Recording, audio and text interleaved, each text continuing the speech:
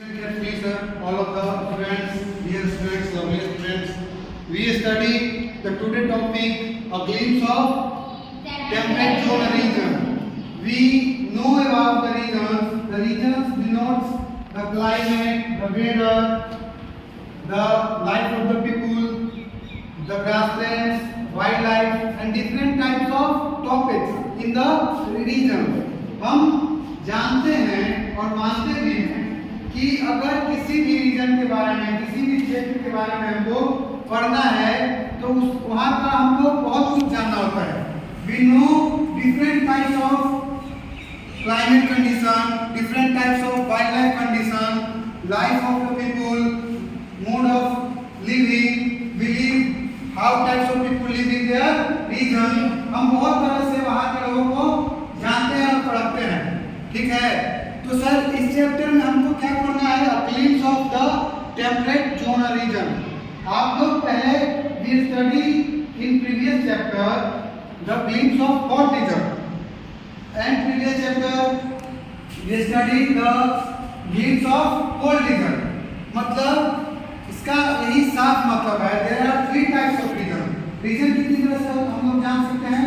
हम लोग रीजन तीन तरह से डिनोट करते हैं या जानते हैं. We know the regions. There are classified three types. The type is what is the first region is torrid zone. कौन सा जोन होता है? torrid zone. The second is freeze zone. And the lastly zone is कौन सा? temperate zone. Then we study about what I read in this chapter the temperate zone. लेकिन उससे पहले हम डिस्कस कर लेते हैं अपने प्रीवियस चैप्टर के बातों को, फ्रीज जोन और टोरिड जोन को. टोरिड जोन क्या है और फ्रीज जोन क्या है? ठीक है, तो the torrid zone, what is torrid zone? The hottest climate of the region is known as torrid zone. उस जोन का सबसे गर्म प्रदेश, गर्म क्षेत्र क्या कहलाता है? टोरिड जोन का क्षेत्र कहलाता है. कौन सा क्षेत्र कहलाता है? टोरिड जोन का क्षेत्र. और सेकंड है फ्रीज जोन. क्या है? Freeze zone. फ्रीज जोन किसे कहते हैं? The coldest region. कौन सा रीजन? कोल्डेस्ट रीजन मतलब जो सबसे ठंडा प्रदेश होगा, जो ठंडा क्षेत्र होगा, वो कोल्डेस्ट रीजन ही फ्रीज जोन के नाम से जाना जाता है. We know the coldest region is also freeze zone. और इस चैप्टर में हम जानेंगे टेम्परेट जोन के बारे में. द टेम्परेट जोन डिफाइंस और denote the climate nor hot nor cold, न ज्यादा गर्मी और न ज्यादा ठंडा, वैसा जोन टेम्परेट जोन होता है या कहलाता है. सबसे पहले हम टेम्परेट जोन में उसके इक्वेटर से संबंधित कुछ जानते हैं. लेकिन उससे पहले firstly we see this is what is this? This is globe. What is globe?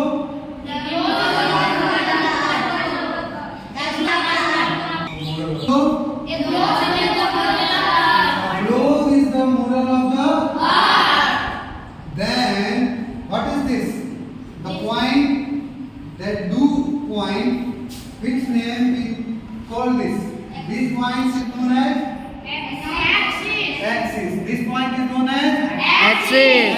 इन दोनों पॉइंटों को हम एक्सिस के नाम से जानते हैं. ये दोनों पॉइंट हमारे अर्थ को जोड़ने के काम करता है. That joins our earth and help us to rotate. ये हमको हमारे अर्थ को, हमारे पृथ्वी को, ये जो एक्सिस है ये घूमने में, रोटेट करने में हेल्प करता है. ठीक है, इसी की वजह से हमारा अर्थ घूर्णन कर पाता है. ठीक है, आप भी देखें सर, दिस इज फैन देख रहे हैं, इसका भी कुछ ना कुछ एक्सिस है. कभी ये फैन नाच रही है, अगर इसका एक्सिस नहीं होता तो कभी ये इसको कॉर्नर में, कभी उस कॉर्नर में, कभी बाहर, कभी अंदर होते रहता. इसीलिए any type of things that have one its axis. अगर एक्सिस नहीं होगी तो वो अपने जगह पे नहीं अच्छे से रोटेट कर पाएगी। बात समझ रहे हैं सर? बात समझ में आ रही है? तो अब हम जानते हैं इक्वेटर। क्या जानेंगे? इक्वेटर। तो equator is a part that classify the zones into two parts. Firstly, north zone and south zone. Zone को दो भागों में बांटा गया है, कार्टून एक नॉर्थ जोन और दूसरा साउथ जोन। और जो दोनों जोनों को बांटता है, वो जो मध्यवर्ती भाग होता है का, that the middle portion of the earth is known as equator. The middle portion, the middle part that classify into two regions, two zones. The zone is south zone and north zone. तो south pole या north pole के नाम से जानेंगे, that is called equator. तो दोनों हिस्सों को, दोनों जोन को, दोनों पोल्स को जो बांटता है वो भाग क्या कहलाता है? इक्वेटर कहलाता है। क्या कहलाता है? Equator. They classify Earth into two zones. One is south and north. South zone and north zone. तो सर ये जो जोन को जो बांटेगा, ये जो एरिया, यही कहलाएगा इक्वेटर। ठीक है, बात समझ रहे हैं? जो साउथ जोन और नॉर्थ जोन को क्लासिफाई करता है, और जो पिछला हिस्सा देखिए आप अपने इस अर्थ जो ग्लोब है, मॉडल ऑफ द अर्थ, इसमें आप देखिए जो रेड सर्कल दिया गया है, आप सीधे गौर करिएगा। This is the red circle,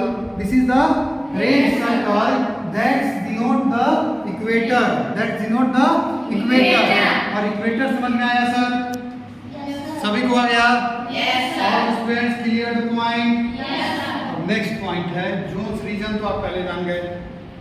अब है द ग्रासलैंड्स। देखिए अब मॉडरेट जोन होगा। अब आप एक ही चीज से गौर करिए, we know the any type of condition. आप अपने घर में पेड़ लगाते हैं, अगर उसमें हम ज्यादा मात्रा में लार्ज अमाउंट ऑफ वाटर उसको हम क्या करते हैं, सींचते हैं उस पेड़ को, तो ज्यादा पानी पड़ने से भी उसमें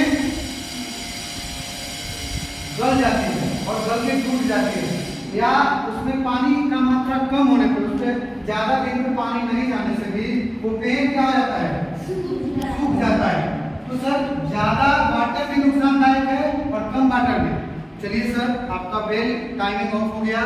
अब हम sir in next class we deal the life of the people, wild life, the grasslands. Okay, clear? Thank you sir.